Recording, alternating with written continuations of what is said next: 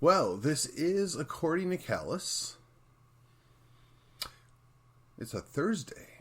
That means we're going to do a Throwdown Thursday.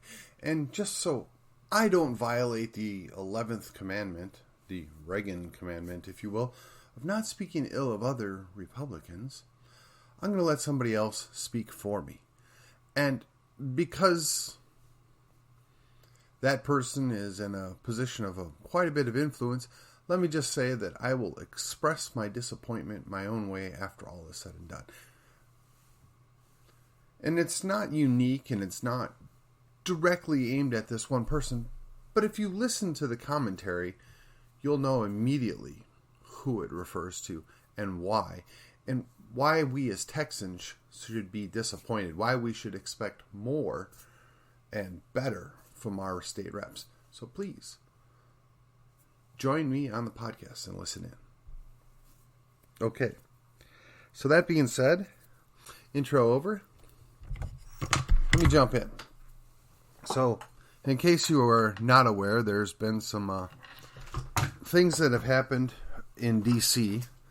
This isn't super recent, but certainly in the last couple months, people think that they're going to be able to, get some credibility or impress somebody if they'll just agree to whatever it is. And it really just never works out that way. So, let me play this excerpt from the Brion McClanahan show. It's episode 481 for those of you who are interested and would like to go read it up. The title is How to Punish Political Turncoats. So here we go. Listen in. Politics.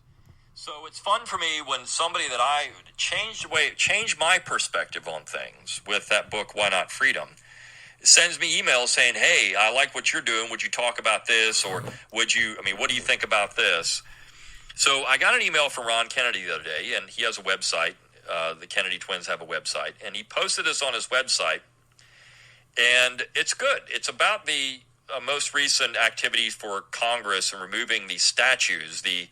Anyone who was a racist or pro-Confederate or Confederate or anything has to go from the U.S. Capitol. This is part of the cultural cleansing that we're seeing, which we talked about yesterday on the show. It has everything to do with this. You see, some cultures are okay and some cultures are not.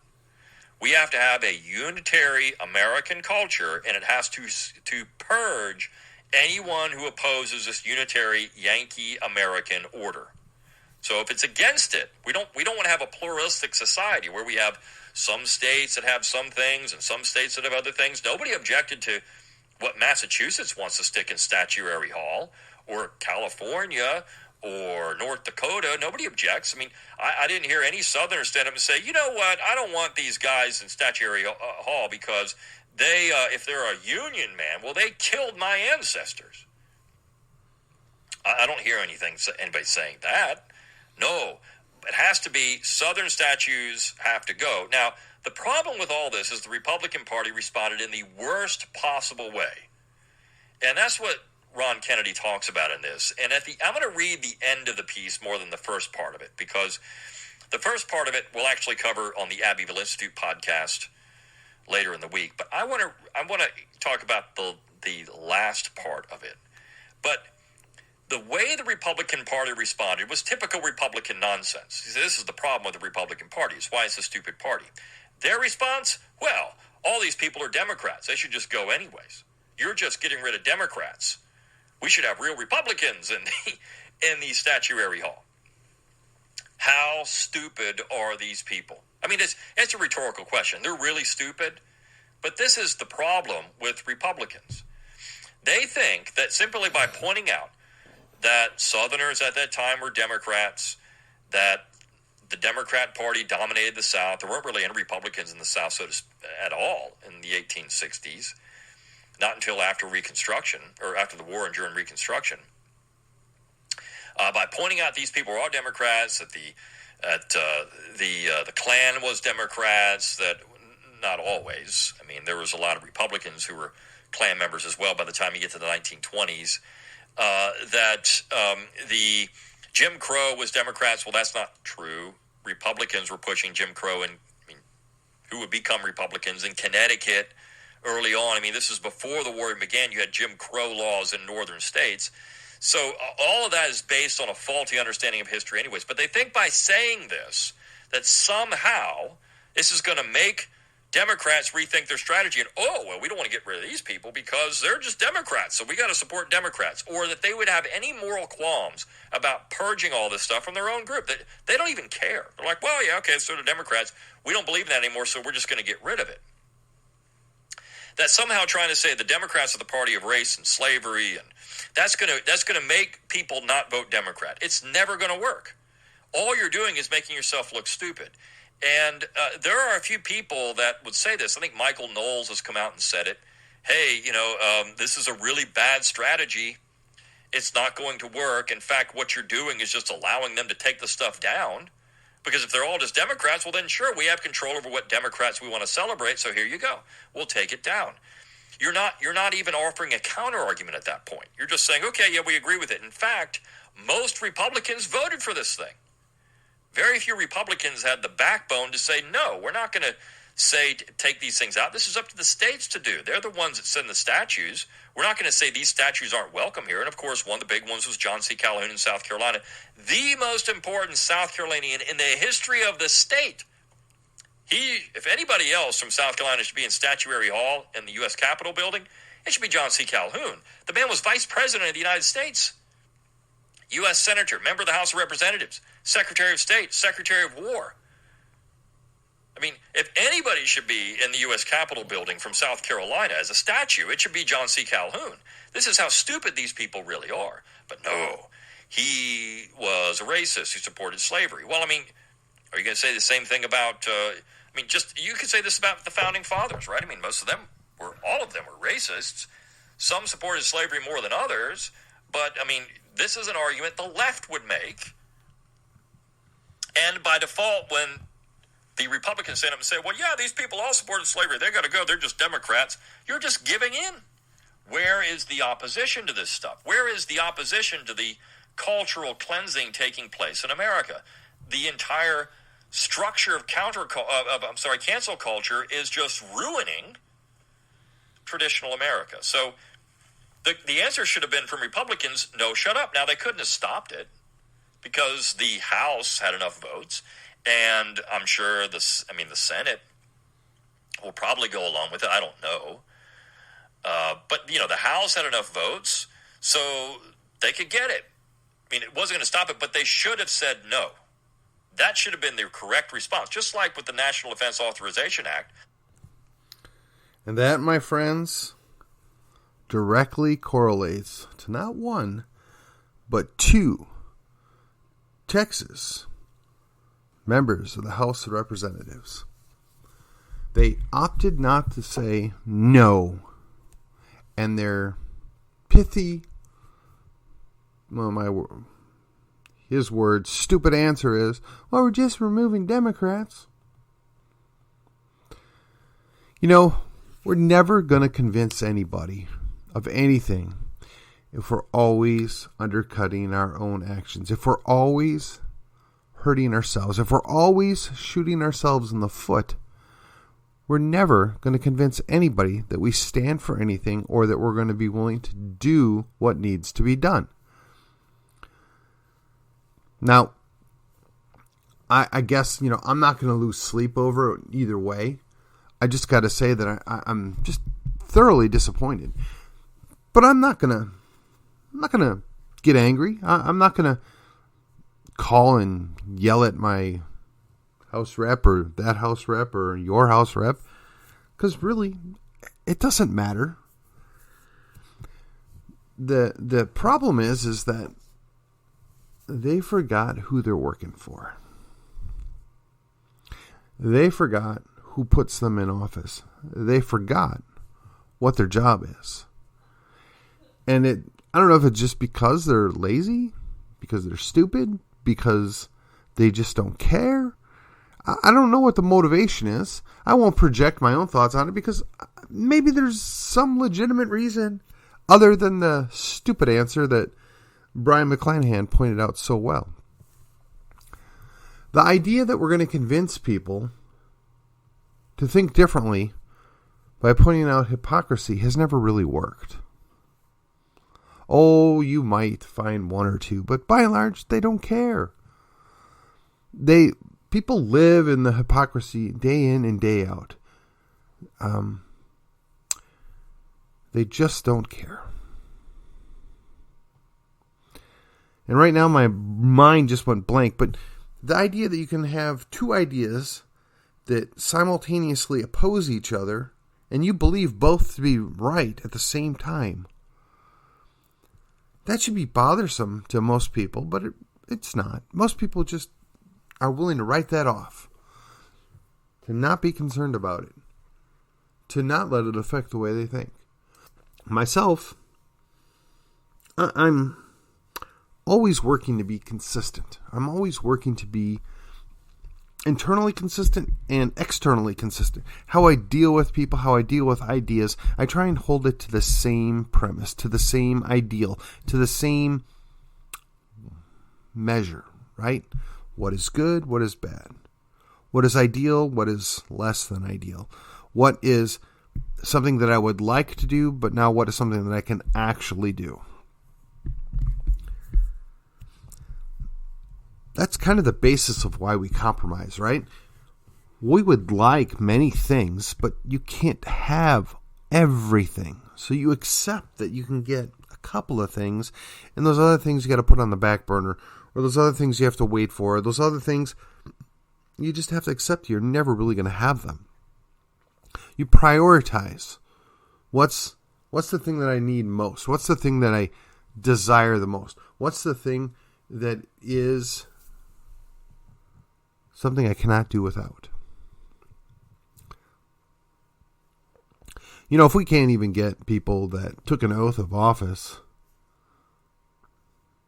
before they ran for Congress to support and defend the Constitution against all enemies, foreign and domestic, if we can't get those same people to stand up to people that want to erase history, to stand up against, I dare say, a Marxist or socialist ideological tinge, right? When you erase history, you're doing it for a specific reason. Now, it's not only unique to Marxists. It's not only unique to socialists, but it is a well-known tool that they employ. But when you won't even stand up against that, I mean, what are you really there for? I mean, if you put on a uniform and you claim that you were willing to defend this country and give up your own life if necessary, does that oath expire? Did I miss something? Does it no longer mean anything once you take the uniform off? I'm fairly certain there's a whole lot of veterans out there that would wholeheartedly agree with me when I say I don't believe there's an expiration on that oath. That you gave that oath, and until such point that you can no longer physically uphold that oath, it stays in place. Now, I know it's inconvenient. I know it can be challenging. I know that sometimes you're going to have to make compromises that may even conflict with that oath, right? Because we're trained to want peace. We're brought up to want peace. Some would say keep peace at all costs, but if keeping peace at all costs means that I'm enslaved, no, I'm sorry, I'll take a hard pass on that one. You know, I've talked about it in the past where, you know, the idea that we're already partially enslaved seems to be lost on the vast majority of the general public. I mean, if a foreign entity can basically demand 25 to 50% of whatever you earn or whatever you do, and really doesn't have to give you anything in return, how is that not a form of slavery? So at what point or what percentage of what you earn, make, you know, build, and how much do you have to actually give up before you acknowledge that you're a slave? I mean, is it 51%? Is it 75%? Maybe 66%? Or does it need to be 90%? You know, the argument for the tax rate, right, back in the, I guess, Eisenhower time, the top marginal tax rate was like 90% or whatever. Well, what did you do? You had a bunch of people that had money that just quit making money on paper. They didn't have an income. Oh, no, they hid it. They buried it. They shell corporation did. They manipulated it. But hey, it looked good. It made a lot of people feel better, right? The thing that seems to get lost on most people is companies, corporations, businesses really don't pay taxes. Let me explain. If you talk to somebody that's a friend of yours who runs a business or owns a business, or even somebody that's high up in management at a lot of companies, they'll tell you flat out, oh yeah, there's all these fees, there's all these costs that are involved in doing business, but we just pass that along, right? The customer ends up paying for it. So you may think you're punishing that big bad corporation, but now the product that they might have sold for $1.99 costs $2.09. Who's paying for it? You are. Who benefits from it? Honestly, most of the time, nobody. I mean, think of any government project. And we'll set aside roads. And we'll set aside a couple of sundry, the presence of military, the presence of police force, just things that are, I guess, what we would maybe consider legitimate needs, okay? But once you get past those 2 or 3 items, and we could quibble on that, but just for the sake of this discussion, just set those aside. Those are things that everybody wants, right? We want roads, we want protection. Now, there's 98 other things that the government takes money to spend on. How many people actually benefit from that? How many people do you know that actually see a positive outcome from that? Now, I suppose you can make the argument that there are some businesses that did well when they received their money from the government. But then you're overlooking, where did the government get the money from in the first place? And government really doesn't create money.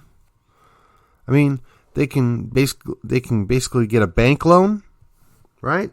Federal Reserve just creates out of thin air some zeros on ones on papers, and boom, there's a couple trillion more money. And ultimately, you and I are going to pay for it. And probably not us, probably our children or our grandchildren. But hey, we got that Recovery Act coming your way. We'll give you a couple grand back, maybe. I mean, if you're like me, you put in your fair share every year, whether you want to or not, they get it. And if they're going to give you a little back, well, yeah, of course, you're going to take it. Why wouldn't you? They already took it from you. If they're going to give you a little back, well, okay, fine. But that's not the way that works. I mean, with the crony capitalism that basically runs our republic right now, right? I mean, the fascists, they're in charge. Well, some of them might classify themselves as socialists. Some of them might classify themselves as good capitalists, but it's a fascist system. I mean, if you look at the textbook definition, I mean, crony capitalism is basically the same exact thing. It just potato, right? But that's what we're dealing with. So, as a Republican voter, or even as a Democrat voter, you have to deal with people that come home every 18 months, preparation to run and go represent us again. They tell us exactly what they think we want to hear. And we, like good little soldiers, go out and vote for them and send them right back. Pretty much every congressional seat is a safe seat, right? If there's 465 elected officials, maybe 30 of them are actually competitive. That's by design, right? We all understand that. We expect that we're going to get the same guy to go back. And the sad thing is that same person's going to go back and vote the same way, and we're just going to be okay with it. Oh, we might get upset at the margins. Oh, we might get upset that our guy let us down. But hey, as long as I got the cable on tonight and I can go eat my hot dogs, I don't really care.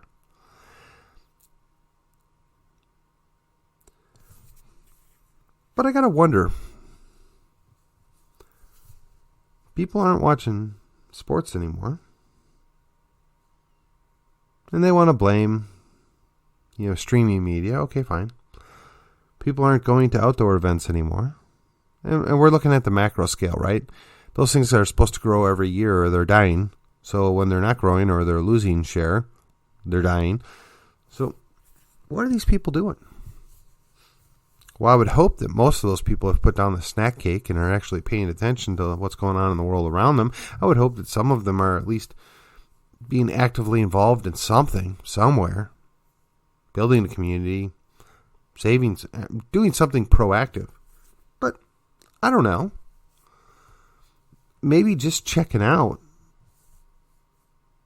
just not paying attention is good enough. The problem is, when you check out from that part, you check out from everything. But we don't need you to check out entirely. Now, I know there's people that scoff that you can't change anything, you can't fix anything, and, all those safe seats, those people are going to go do the same thing, and you elected a reformer, they'll own them within a term or two. Well, you might be right. But if you want to just give up, if you want to choke down those black pills and say it's all over, okay, be my guest. Do that. But I refuse to believe it's that bad. I refuse to believe we're that far gone. I refuse to just lay down and drift off into the endless night. I refuse to pretend that we can't do anything about this. We can. We might lose. I mean, that's always an issue, right? You lose. Maybe you give up your life. Maybe you give up some pride. Maybe you give up some money. But that's part of the bargain. When you're born, you're going to die. At some point you're going to die. The question is, right? You've heard this before. Did you ever really truly live? Okay, fine. Did you get married? Did you have children? Did you raise those children? Did you end up with grandkids? Did you make a difference in anybody else's life? Did you prevent bad things from happening? Did you bring about good things? I mean, these are all different ways to measure your life, the impact and the influence that you had around you. So when you go to bed at night, you can think to yourself, wow, yeah, I did something good today, or I prevented something really bad from happening today. And you have some sense of accomplishment, something to look forward to. But when they take that away, those are the people that check out, right? I can't do anything. This is meaningless. This is pointless. I mean, even Solomon remarked on that, right? Solomon said, there's nothing new under the sun. This is all meaningless. I've tried everything, and none of it mattered. But that didn't really end up being the answer that Solomon came up with, right? So there is something. There is value. The intrinsic value of just being a human amounts to something. Everybody has something. Now, I have to be completely honest. There have been nights in the past where I've thought in the quiet of my room as I'm drifting off to sleep, did I actually do anything that mattered today? Did I actually make a difference? Will anybody ever think about anything that I was involved in? But that's not a good way to think. That's not positive thought process for sure. And that's certainly not a way to stay upbeat. It's certainly not a way to stay positive, right? We have to think positive. We have to be positive. Part of existing is being positive. So when I was listening to the previous 3 episodes of the Brion McClanahan show, that was the culminating moment when I heard him basically calling out people that should know better, people that have a better education than most of us, people that have been around the world, people that, some of them have took an oath to protect this country against all enemies, foreign and domestic, because they're going to support the Constitution. These are people that ought to do better. When they don't, when they let us down, and it just kind of gets passed off with a sigh by the general public. People just like, what did you expect? Who cares? But no. They work for us. We put them there. We trusted them. When they break that trust, there needs to be a consequence. There needs to be a cost.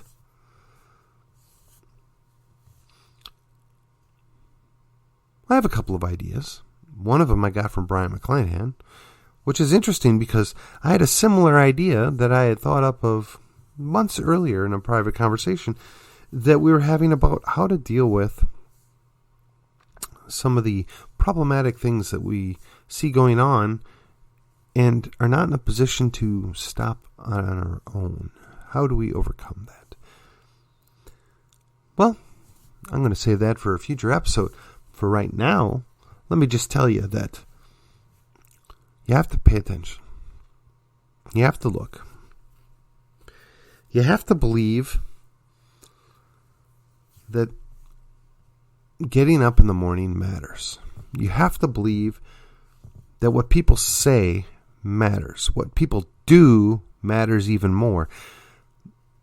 And you have to hold them accountable. And ideally, you drive yourself to be consistent. You don't allow bad ideas to rule your day. You don't allow those poorly thought out solutions to run your life.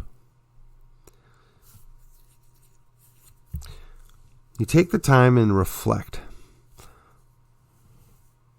In this instance, we supported somebody. We worked with somebody. We got them elected. They told us they believe certain things. They told us they were going to do certain things. They went there and they didn't. They lied. Maybe not intentionally. Maybe just a little bit. Maybe they just chickened out. Maybe there's a legitimate reason why they changed the way they think. These are all possibilities. I mean, just a brief aside, an elected official here in town where I live, actually two of them, openly campaigned on one solution. And then when they got in office and got the rest of the information, they realized that there was a problem or problems with their solution and that perhaps they needed to look into another solution. Interestingly enough, neither one of those men had the willingness to go back and say, hey, I know I said this, but now that I have the rest of the picture, we're really going to need to do this. And explain the situation to their constituents. Explain the situation in a way that made sense. Nope. They just did it because, they know better now, and because they know better, there are betters. So what do we care? Right? We're not worried about what those plebes want. We know better. We're just going to change our tune. I mean, honestly, that's the same thing that happens all the time, particularly in Congress, right? But if we don't hold them accountable, we just get more of the same. What we accept is what we teach. And that's what they learn. What we tolerate is what we get more of. Now, I'm going to be honest. Pretty much every seat that's a safe seat is safe for an incumbent. It's a massive uphill battle to take on an incumbent. Even if you're the same party. In fact, probably particularly if you're in the same party. Because every person on your team, right, has been trained the knee-jerk reaction to fear change, to fear the possibility that their sure thing, the incumbent, may not win. And if we don't have our incumbent, well, we may not hold a seat. Never mind that it's basically a safe seat. Never mind that if you do things correctly, you ought not lose that seat pretty much no matter what. But they're afraid. And fear drives what people do. Fear causes people to make bad decisions. In fact, I often wonder if there isn't some other kind of fear which is causing people that know better and took an oath to do better fail. Well, just what could that fear be of? Something for us all to ponder. So the throwdown is, if you've got people that aren't willing to do the hard thing,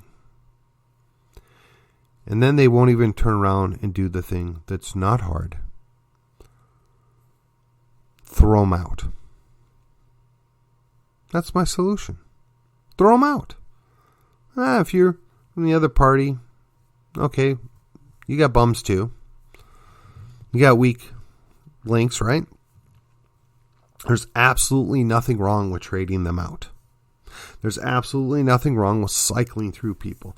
There's absolutely nothing wrong from demanding people to actually follow through with what they told you.